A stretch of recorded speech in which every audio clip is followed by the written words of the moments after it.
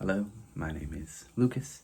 This is a bit of lit, and I want to make a very quick video to talk about Cornelia Funke's Dragon Rider, which, as you can see, has a dragon. The plastic on here is annoying. There's a young boy named Ben, and a brownie, which is a furball, basically. I need to take that out. And yeah, the brownie eats mushrooms, and her name is Sorrel. And this is Firedrake. And in this book, the dragons are sort of energized by the night's moon, especially full moons. Anyway, this is a story that begins with humans trying to take over the valley that dragons live in because they need it now to fill it up. Maybe, I'm forgetting if it says specifically how they're going to fill up the valley, but I assume they create a dam or redirect water somehow. I feel like it did say that, and I'm just forgetting that it said that, and I'm remembering it at the same time. Anyway. So the dragons need to find a new place to live, and the only place that they can live, because they don't interact with humans, because humans are a destructive species, which is something that's very important to this book. They need to find, let me get the right name, the Rim of Heaven. It's on the back too, probably.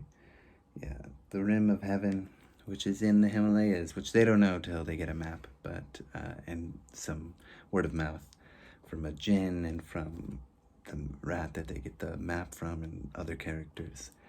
A professor, his daughter, and other people.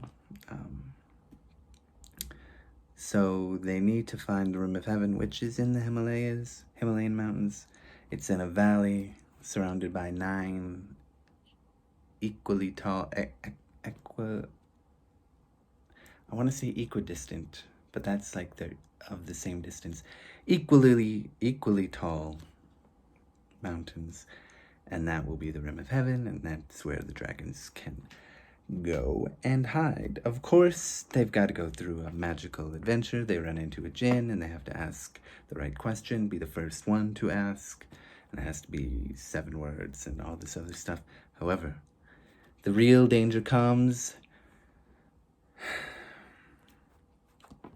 with, I'm about to forget his name. It's something Brandel. Not Brandel. Brundle. No. It is Nettlebrand. I knew it had brand in it. Okay. When Nettlebrand, who is this golden dragon-looking thing created by an alchemist that wanted to create gold, and he found the only way to do it was to use the horns of a dragon. And so he needed more dragon horns ground up so that he could make gold. So he created humans weren't killing him fast enough to get the horns. So he created something. Life. He created life that looked like a dragon so that the dragons would be like comforted by that. Even though it could not fly. But it also was strong enough that nothing could dent it. And dragon fire could not melt it, and it killed pretty much all of the dragons, save a few, namely Firedrake and some friends of his, and a few dragons along the way. And they go from all over the world, at least all over the Eurasian continent, from, I assume, Germany, as Cornelia Funke is a German author. They go from Germany to Saudi Arabia and this whole area, and just have a wild adventure. And it's really good fun. I really enjoyed it. It's a great children's book. I'm glad I read it, even though I'm an adult. I still appreciate it. I loved the adventure. The characters were very fun. For some reason, I had the feeling of like, I don't know, apparently it's a book, but I've only ever seen the movie of like The Secret of Nim. It doesn't have, I mean, it has some sort of underlying humans are actually not great, you know, with The Secret of Nim, the rat, the mice, or the rats that were underground that had the power of electricity that they stole and were hyper intelligent, whatever, were actually lab rats. But there's that, I guess. That's probably the only real connection to it. But it was something about the characters and the way they interacted. I think it was just like, it had that feeling for me somehow, some way. It really isn't anything like that movie, or probably the book, if it is a book, in any way, really. But it just it sort of brought me back to like being a kid, even though I actually only watched Secret of Nim for the first time last year. It made me feel and empathize, you know, with these characters in some way. So that was nice.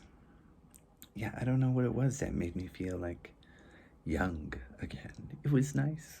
I'm not that old, but it yeah, it had a certain effect on me that I like when I'm reading a book for, you know, kids. So that's nice.